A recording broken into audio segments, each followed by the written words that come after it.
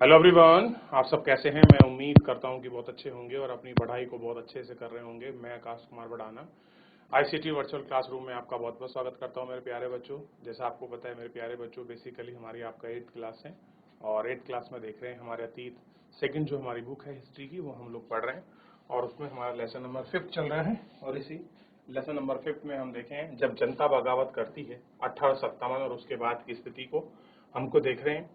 उस समय की नीतियां क्या थी और कैसे नवाबों की सत्ता जो थी आपका छीनी जा रही थी, आप इसमें अच्छे से देख सकते हैं।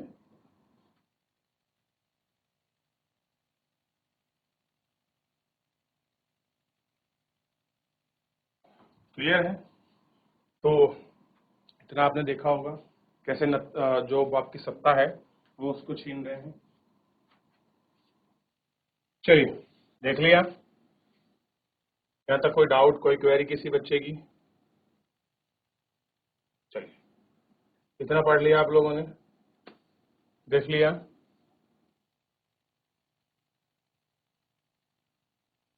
चलिए, देख लिया इतना। और कंपनी ने मुगल बादशाह के शासन को खत्म करने के लिए किस तरह से पूरी योजना बनाई थी, ये सारी योजनाएं, ये सारी चीजें किस प्रकार थीं और कैसे थीं, आप एक एक करके इन सारी योजनाओं को, प्रयोजन को समझ सकते हैं। ठीक है, चलिए आगे बढ़ जाएं।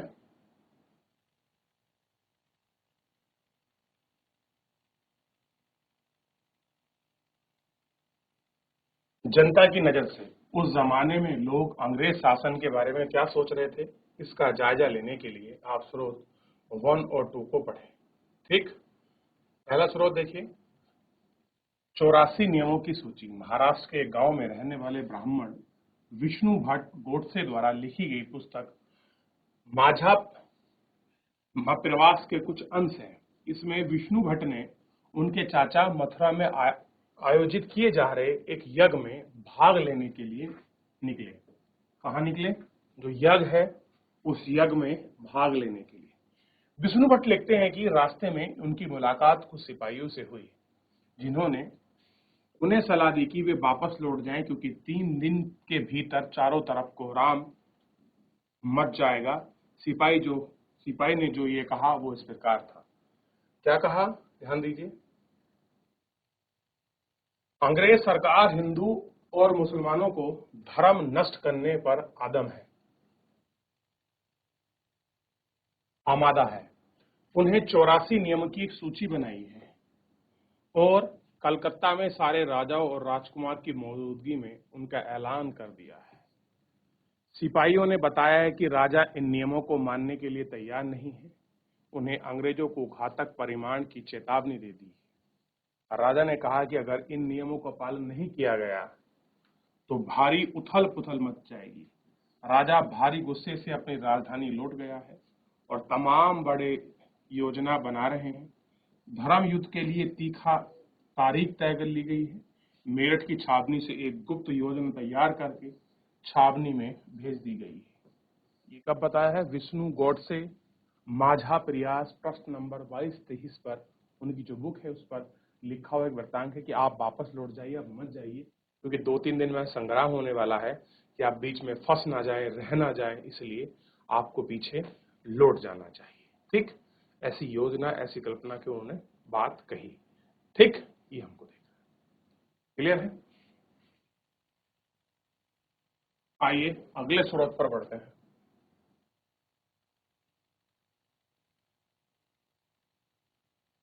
जल्दी ही हर टुकड़ी में योजना छा गई। उस दौर में एक झलक सूबेदार सीता राम पांडे के स्मरण से मिलता है। कह रहे कुछ झलक ऐसी आपके स्मरण में, तुमने कुछ लिखा है, यादों में, चीजों में लिखा है? ठीक है। सीताराम पांडे ने 1812 में बंगाल इन्फेंट्री आर्मी के सिपाही के तौर पर भर्ती हुए थे। बंगाल नेटिव सिपाही। ठीक है।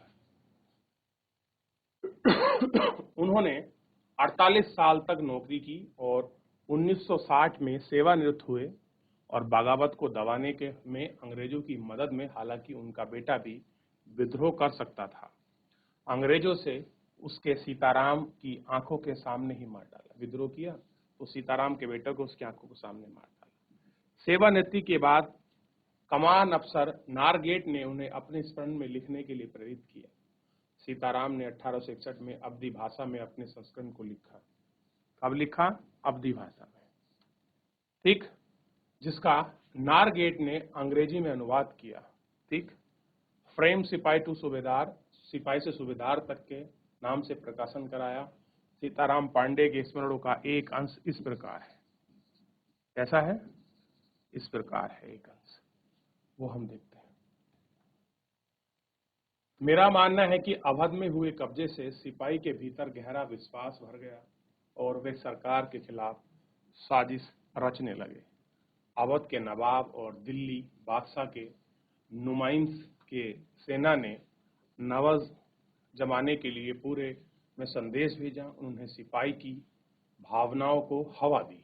कह रहे जो सिपाही हैं और जो उनकी भावना है, उस भावनाओं को हवा दी।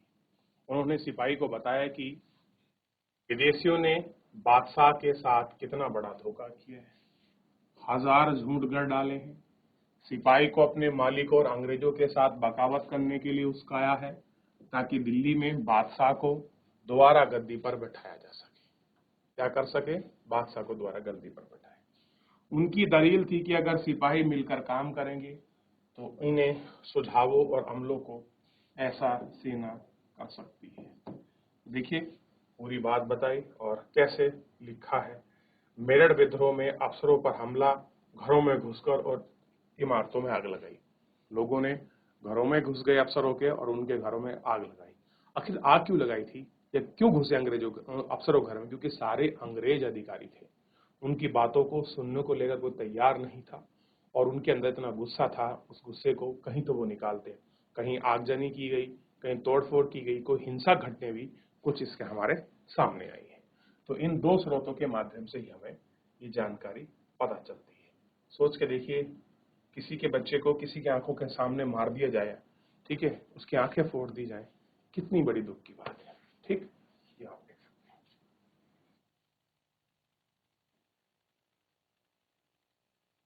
संयोग से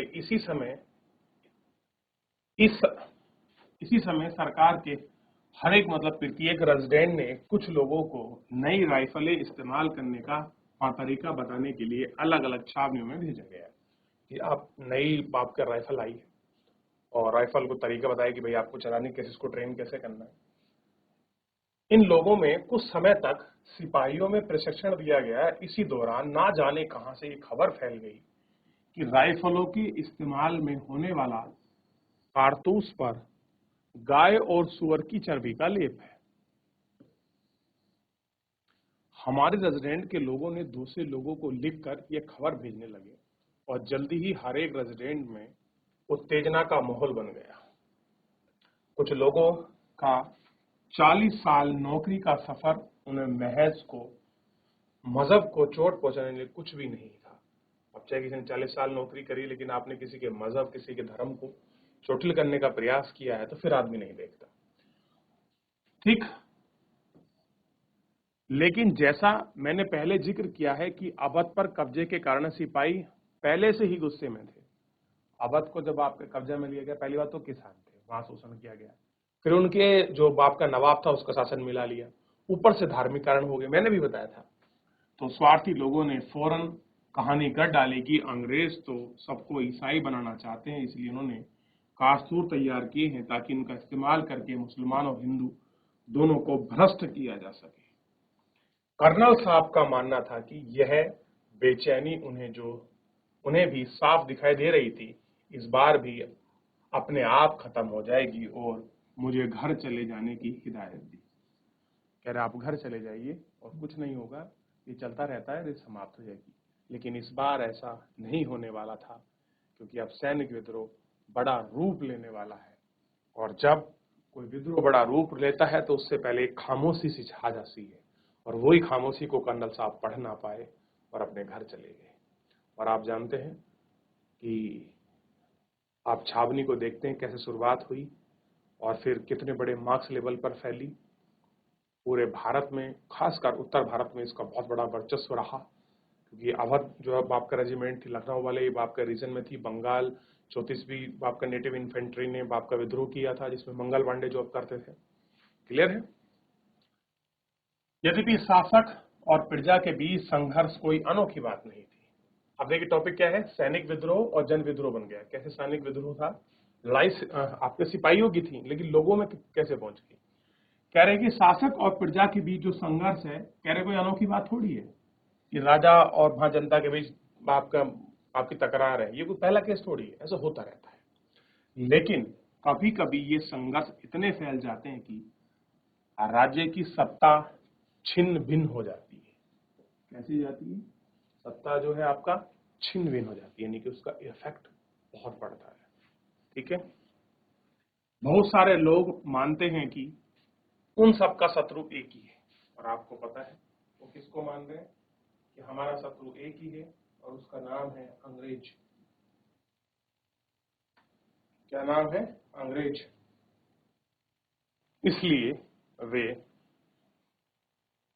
वे सभी कुछ करना चाहते। इस तरह स्थितियों की हालत अपने हाथ में न लेने के लोगों को संगठित होना पड़ा। संचार, पहली कदम, आत्मविश्वास का परिचय देना होता है। ठीक? भारत के उत्तरी भागों में 1857 में ऐसी स्थिति पैदा हो गई।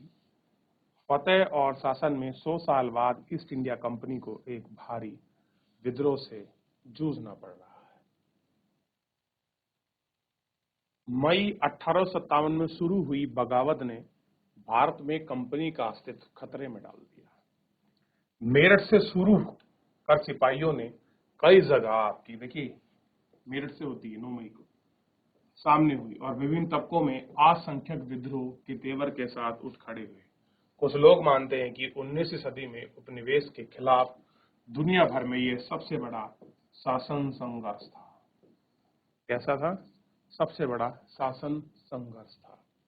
ये आपको दिखाई देता है। ठीक है? अब देखिए कितना बड़ा मार्क्स लेवल पर ये आपका जो विद्रोह है ये हो रहा था, आप इसको देख सकते हैं। चलिए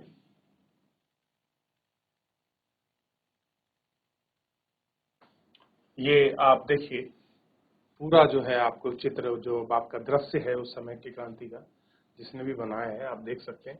अंग्रेज अधिकारी हैं और कुछ लोग आपका लड़ रहे हैं। मेरठ से दिल्ली तक आपका केलवरी लाइनों में युद्ध में 3 जुलाई 1857 को 3000 से ज्यादा विद्रोह बरेली में दिल्ली आ पहुंचे। उन्होंने यमुना को पार किया और ब्रिटिश कैलवरी को चौकियों को धावा बोल दिया, और युद्ध आपका रातों रात चलता रहा। कैसा हुआ? जो युद्ध है वो पूरी रातों रात जो है आपका चलता रहा। ठीक?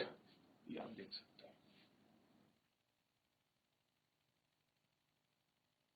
8 अप्रैल 1858 को युवा सिपाही मंगल पांडे को बैरकपुर में अपने अफसरों पर हमला करने के आरोप में फांसी पर लटका दिया।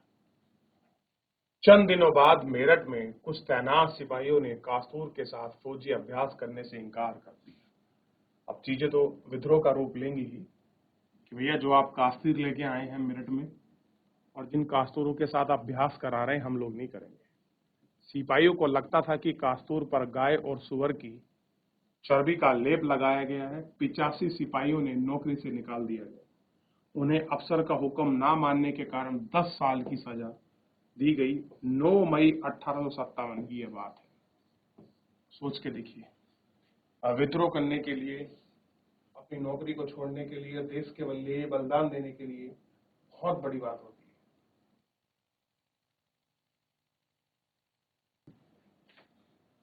अब वो क्या करने लगे? अब वो इस पर तैनात हो गए कि हमको अब कुछ करना होगा, और करेंगे क्यों ना, क्योंकि आप जानते हैं ये है मंगल पांडे की स्मृति। स्मृति का मतलब होता है याद में जारी किया गया टिकट। मंगल पांडे 50 साल उनको हो गए थे, किसी सेंचुरी उस पर कुछ दिया है, तो उसी के बाद उन्होंने उसको जारी किया। 50 रुपए का टिकट है, सॉरी तो ये सब चीजें इस तरीके से करी गई थी। चलिए आप इनको देख सकते हैं, बात कर सकते हैं। तो अभी जितना हम लोगों ने पढ़ा है उतने में किसी का कोई डाउट, कोई क्वेरी, कोई क्वेश्चन किसी बच्चे का कुछ पूछना है मेरे प्यारे बच्चों? कोई भी बच्चा कोई डाउट, कोई क्वेरी आप मुझसे पूछ सकते हैं, कोई भी बच्चा किसी भी स्कूल से। फिलहाल इतने हैं जितना हमने पढ़ा है, इसको घर जाकर पढ़िए। कोई डाउट, कोई क्वेरी रहती है तो आप मुझसे पूछ सकते हैं। फिलहाल मेरे प्यारे बच्चों, आज के लिए इतना ही। मिलते हैं नेक्स्ट लेक्चर में। तब तक अपना ध्यान रखिए, स्वस्थ रहिए और अपनी पढ़ाई को बहुत अच्छे से करते रहिए। मुझसे जुड़ने के लिए आपका बहुत बहुत धन्यवाद।